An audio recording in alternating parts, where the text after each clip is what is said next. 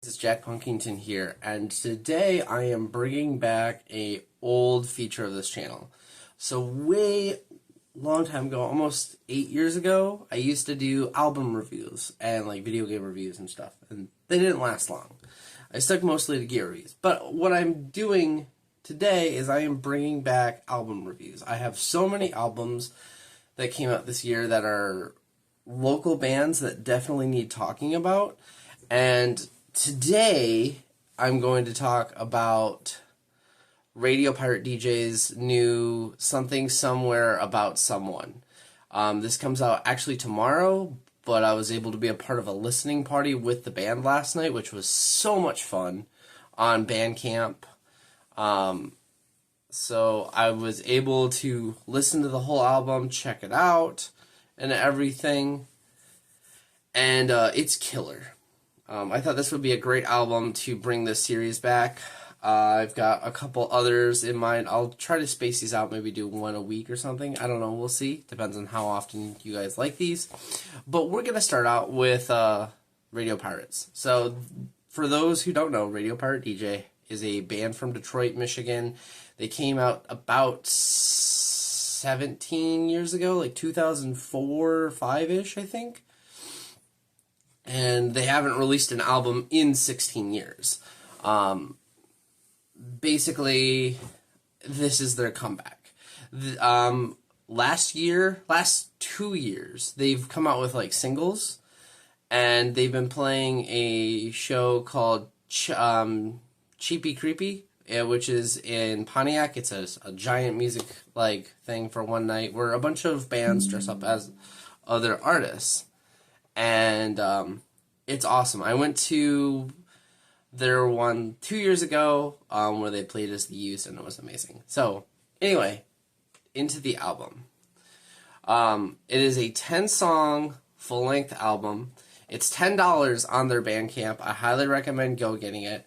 If I had a physical copy, I would show you guys, but they don't have physical copies out. I believe they are going to do a limited run of that. Don't quote me on that. Go check out their Facebook, their Instagram, TikTok, Bandcamp, all that jazz, so you can keep up to date with what they are doing. Anywho, it's a great album, honestly, from front to back.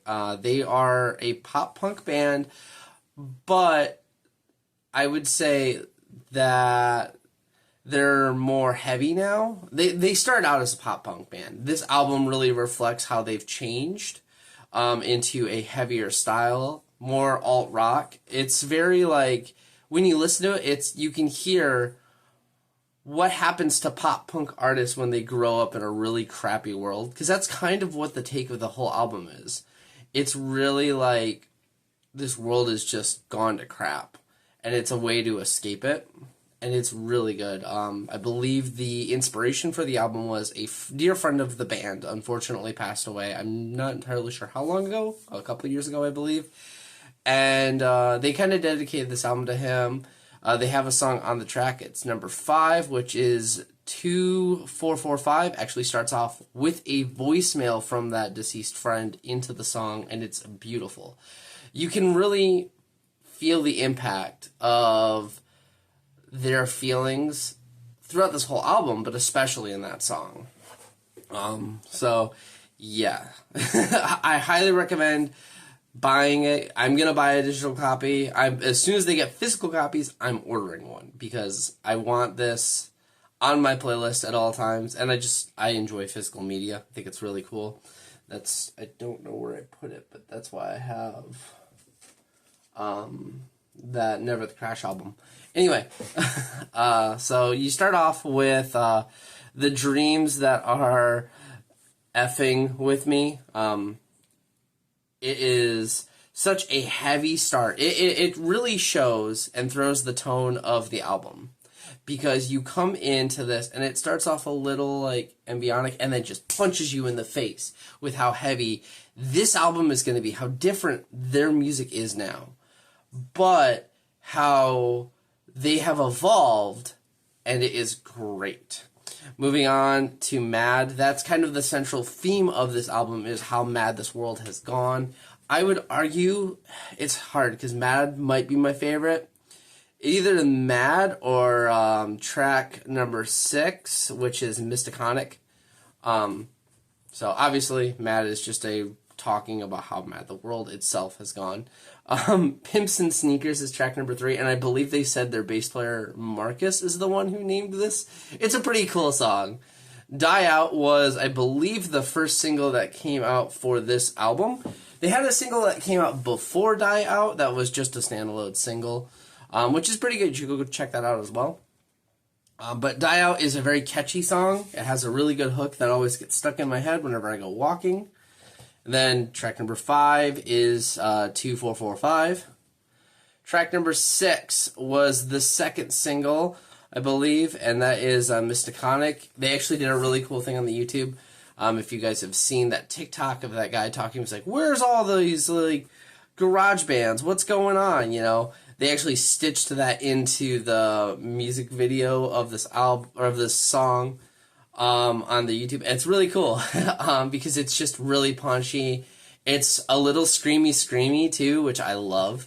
Actually, a lot of the songs on this album are very screamy. They really dive into more metalcore sounding, but with more like Pierce the Veil style metalcore.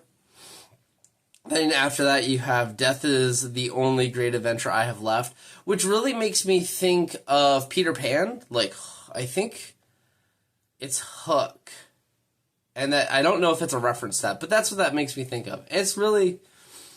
It's a deep song that really makes you think about just like the world. After that is track number 8, Knife Skills and Life Skills. A really catchy song. A lot of these songs are actually catchy.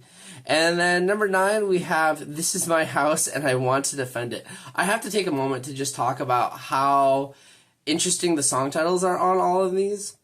They all have a really interesting meaning and they're really cool. And then last track is the title track, which is interesting. Most bands put the title track first on the album, and it's usually a single. This hasn't been a single, and it's the ending track, and I really like that.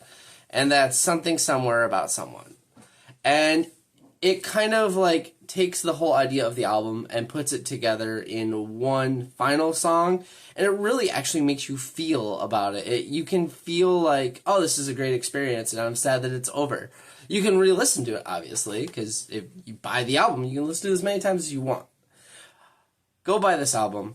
Go follow them on all their social medias. They deserve it. They have been working on this hard for over a year for just this album, I believe. Maybe even longer. I'm not entirely sure. But they've been working really hard on this, and it deserves as much of attention as possible. I highly recommend that you go check them out. You check out this album, because I honestly think they're gonna go somewhere. I heard from them that there's talks about doing shows next year. I don't know what they are or stuff, but they did hint that they're gonna do more shows than just once a year next year that they've got planned. So be on the lookout for that. I honestly think that they would pull a killer tour with them as the opening act, The Used, and then Pierce the Veil would be an amazing tour. That would be like the dream lineup for them. I think it would work out really well. So, anyway, Something Somewhere About Someone. Honestly, as an album for me, it gets a strong 9 out of 10. Maybe bordering on 10 out of 10. It's a great comeback album for them, honestly, because you can really hear their personality and how they've changed. If you go back and listen to like Kimberly Vegas and a bunch of their older stuff, it's very different. So, anyway, guys, thank you all for hanging out. I'm going to try and make this a more regular thing. Jack Punkington signing out. Peace, everyone.